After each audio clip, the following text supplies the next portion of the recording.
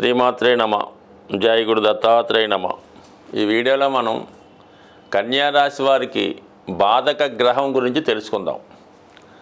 మరి కన్యారాశి ద్విస్వభావ రాశి అవటం వల్ల సప్తమాధిపతి బాధకుడు అవుతూ ఉంటాడు. అంటే కన్యారాశి వారికి గురువు బాధకుడు. ఒక విధంగా ప్రతి ఒక్కరికి వ్యక్తిగత జీవితంలో ఎవడో ఒక బాధకుడు ఉండడం జరుగుతూ ఉంటుంది. సో ఆ బాధకుడు ఈ జాతకుడి యొక్క అభివృద్ధికి చాలా వరకు ఆటంకపడుతూ ఉంటాడు. చాలామంది భార్యలకి భర్త బాధకుడిగా ఉంటాడు, అలాగే భర్తకి భార్య బాధకుడిగా ఉండటం జరుగుతుంటుంది.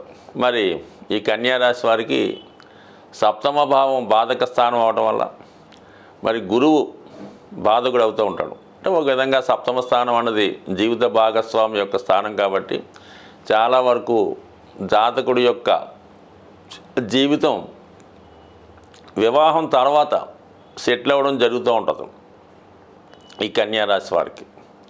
సో అటువంటి ఈ బుధుడు బాధకుడైనటువంటి గురువు రెండు స్థానాలు ఉంటాయంటే ఎక్కువగా సప్తమ స్థానాన్ని తీసుకుంటాం, కానీ నాలుగో స్థానానికి కూడా గురువు అధిపతి అవ్వడం వల్ల ఈ రెండు స్థానాలు మరి బాధక స్థానాలుగా మనం కామన్గా అంటే ఇది జాతక పరిశీలించినప్పుడు తీసుకోవడం తప్ప వాస్తవానికి శాస్త్రం అయితే మాత్రం మరి కన్యారాశి వారికి సప్తమ భావమే బాధకుడు, సప్తమాధిపతిగా ఉన్నటువంటి గురువు బాధకుడు అవుతూ ఉంటాడు.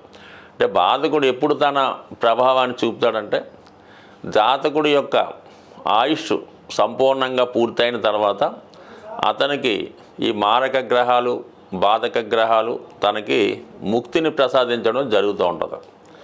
మిగతా సందర్భాల్లో ఏంటంటే ఈ బాధక గ్రహం ఆ దశలు అంతర్దశలు వచ్చినప్పుడు జాతకుడి యొక్క ప్రవర్తనలో కానీ అతని నడవడిక క్రమశిక్షణలో కానీ ధర్మానికి విరుద్ధంగా ప్రవర్తిస్తున్నప్పుడు ఒక విధంగా ఈ బాధక గ్రహం జాతకుడిని శిక్షించే ప్రయత్నం చేస్తూ ఉంటుంది. అది ఏ రకంగానైనా అవ్వచ్చు, బట్ అది ఈ బాధక గ్రహం యొక్క పని.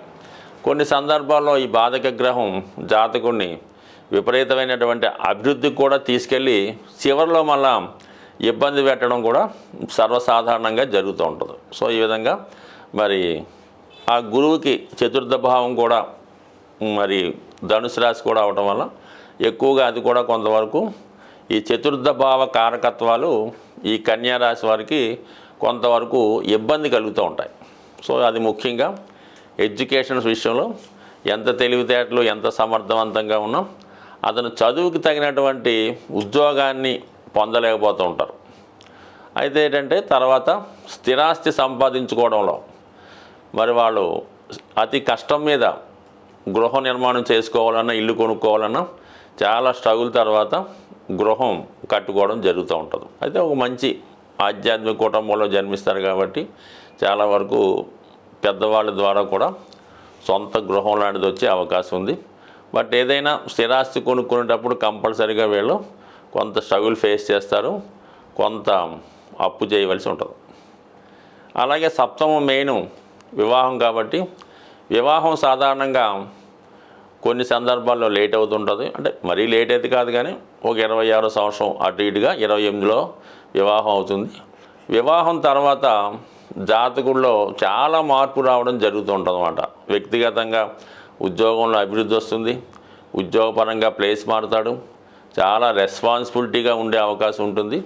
సో ఏదైనా ఈ గురువు, ఎందుకంటే సహజంగా బుధుడు శిష్యుడు, గురువు ఏమో మరి గురువు మార్గదర్శకుడు.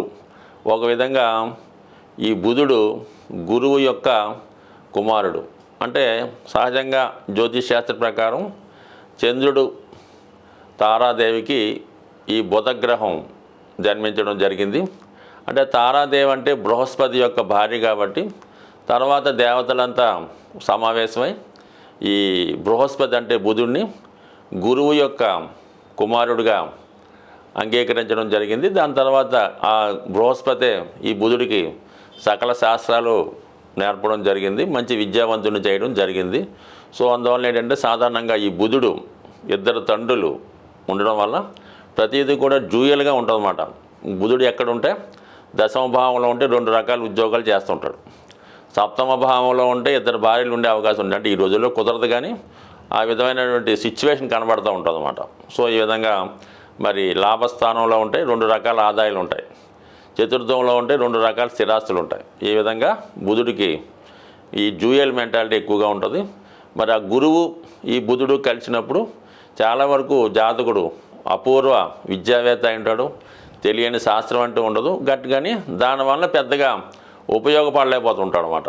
ఏదో కొంతకాలం జీవితంలో టైం వేస్ట్ అయ్యి తర్వాత నెమ్మదిగా సెటిల్ అవ్వడం జరుగుతూ ఉంటుంది. సో అదే గురువు మరి ధనాధిపతి అయినటువంటి శుక్రగ్రహంతో కలిసి ఉన్నప్పుడు మరి సాధారణంగా ఈ దశలు అయ్యి వచ్చినప్పుడు ఆర్థిక పరంగా నష్టం కలుగుతూ ఉంటుంది. అయితే సాధారణంగా జాతకుడు కన్నా బాగా తెలివైనటువంటి భార్య, ఉత్తమ కుటుంబానికి చెందిన భార్య రావటం వల్ల చాలా సందర్భాల్లో భర్తకి సరైనటువంటి విలువ ఇవ్వడం కూడా జరగదు. కొన్ని సందర్భాల్లో అంటే శుక్ర గురులు కలిసినప్పుడు జాతకుడికి చాలా గొప్ప కుటుంబంలో మంచి అందమైనటువంటి భార్య రావడం జరుగుతూ ఉంటుంది. బట్ కానీ దానివల్ల కూడా జాతకుడు కొన్ని ఇబ్బందులు ఎదుర్కోవడం జరుగుతూ ఉంటుంది. అలాగే ఇది ఒక అదృష్టయోగం అయినప్పుడు కూడా ఇతరుల యొక్క అసూయకి ఈర్ష్యకి గురవుతూ ఉంటారు అన్నమాట. దానివల్ల కొంత సఫర్ అవుతూ ఉంటాడు. ఈ విధంగా అదే మనకి ఈ గురువు కుజగ్రహంతో కలిసి ఉంటే మరి ఎందుకంటే ఒకడేమో కుజుడు అష్టమాధిపతి, సప్తమాధిపతి గురువు బాధకుడు. ఈ కుజ గురులు కలిసినప్పుడు జాతకుడు చాలా వరకు వివాహ విషయాల్లో చాలా ఇబ్బంది పడుతూ ఉంటాడు. అలాగే స్థిరాస్తి విషయాల్లో చాలా ఇబ్బందులు ఎదుర్కోవడం జరుగుతుంటుంది. బట్ ఏదైనా గురువు శుభగ్రహం కాబట్టి మరి ఎంత బాధకుడైనా మరి మిథున రాశి వారికి ఒక మంచి మార్గంలో పెట్టి చాలా సంస్కారవంతంగా ఎదిగే ప్రయత్నం చేస్తూ ఉంటాడు గురువు. రాశి చక్రం ప్రకారం ప్రతి ఒక్క రాశికి బాధక గ్రహం ఉంటుంది, అష్టమాధిపతి ఉంటాడు. అలాగే అష్టమాధిపతితో కలిసిన గ్రహాలు ఉంటాయి. 22వ ద్రాక్షాణపతి ఉంటాడు, 64వ నవాంశపతి ఉంటాడు. ఈ విధంగా అనేక గ్రహాలు మరి జన్మజాతకంలో ప్రతి రాశి వారికి ఏదో ఒక ఇబ్బంది కలిగించే గ్రహాలు ఈ విధంగా ప్రతిదానికి ఉండడం జరుగుతుంది. అయితే ఏదైనా ఈ నవగ్రహాలు కూడా మానవుడి యొక్క జీవితాన్ని పరిశీలిస్తూ అతను అభివృద్ధికి కారణమవుతుంటాయి. అతను ఏమాత్రం దోవ తప్పిన పనిష్మెంట్ ఇవ్వడానికి కూడా సిద్ధంగా ఉంటాయి. కేవలం శని భగవానుడు ఒక్కడే కష్టాలు కలిగిస్తాడని, గురుగ్రహం మాత్రమే జీవితంలో అదృష్టాన్ని ఇస్తుందన్నమాట కేవలం 100కి 100 పాళ్ళు రాంగు. మరి అన్ని గ్రహాలు సహకరిస్తేనే జీవితంలో ఆ జాతకుడు జీవితంలో పైకి రావడం జరుగుతుంది.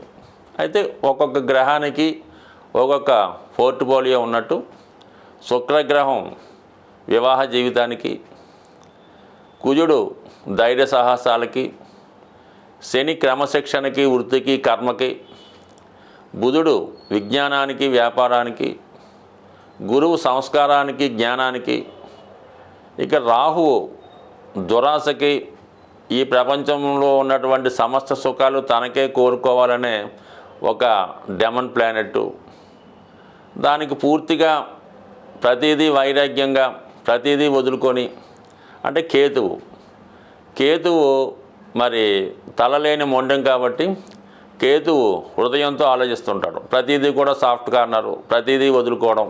ఈ విధంగా ఆధ్యాత్మికవేత్తలకి, సన్యాసులకి, మరి బ్రహ్మచారులకి అటువంటి వాళ్ళకి కేతు కారణం అవుతుంటాడు. ఏదైనా అన్ని గ్రహాలు సహకరిస్తేనే జాతకుడికి ఉత్తమ జాతకంగా పరిగణించబడుతుంది. ఏదో కొన్ని గ్రహాలు సహకరిస్తే 50% అనుకూలిస్తూ ఉంటాడు. కేవలం 1-2 గ్రహాలు అనుకూలిస్తే ఏదో జీవితం అలా సాఫీగా జరుగుతుంటుంది. బట్ ఏదైనా ప్రతి గ్రహాన్ని కూడా మరి గ్రహాలు కూడా దేవతల యొక్క స్వరూపాలు కాబట్టి అవి జప దానాల ద్వారా, పూజల ద్వారా, రత్నధారణ వల్ల ఖచ్చితంగా గ్రహాలు మనకి అనుకూలిస్తాయి. అయితే ఏ గ్రహమైనా కష్టపడకుండా మాత్రం ఎట్టి పరిస్థితుల్లో కూడా ఫలితం ఇవ్వదు. కేవలం మనం ఉంగరం పెట్టేసుకున్నామంటే జీవితం మారదు. ఎవరికో ఒక 10,000 ఇచ్చి జపం చేయించామన్నా కూడా జీవితం మారదు. మనకి ప్రస్తుతం జీవన విధానంలో జాతకుడికి ఏది అవసరమైతే ఉంటుందో సుమారుగా మనకి వివాహ ప్రయత్నం చేస్తున్నాడు, వివాహం కుదరలేదు, వివాహం కుదరలేదంటే కుజుడికి జపం చేసేద్దామండి, శనికి దానం ఇచ్చేద్దామంటే మాత్రం ఎట్టి పరిస్థితుల్లో కూడా మీరు ఎన్ని సంవత్సరాలు ఇలా చేసినా కూడా జరిగే అవకాశం ఉంది. అంటే మీరు వివాహానికి ఎంతవరకు యోగ్యత కలిగి ఉన్నారు, మీకు ఎటువంటి భార్య వచ్చే అవకాశం ఉంది అన్న విషయాన్ని బాగా పరిశీలించి మీ ప్రయత్నం మీరు చేస్తూ ఉంటూ కొంతవరకు ఈ పూజా కార్యక్రమాలు స్వయంగా చేసుకుంటే కంపల్సరీగా మీ యొక్క ఆశయం నెరవేరుతుంది తప్ప కేవలం ఈ గ్రహాలు మనం వాటిని ప్రసన్నం చేసుకుంటే అవి శుభగ్రహాలుగా వరాలిస్తాయి. వాటిని నిర్లక్ష్యం చేసి వాటికి సంబంధించిన తప్పు కార్యక్రమాలు చేస్తుంటే అవి బాధకుడుగా మరి జాతకుడి యొక్క పతనానికి కారణమవుతుంటాయి. స్వస్తి.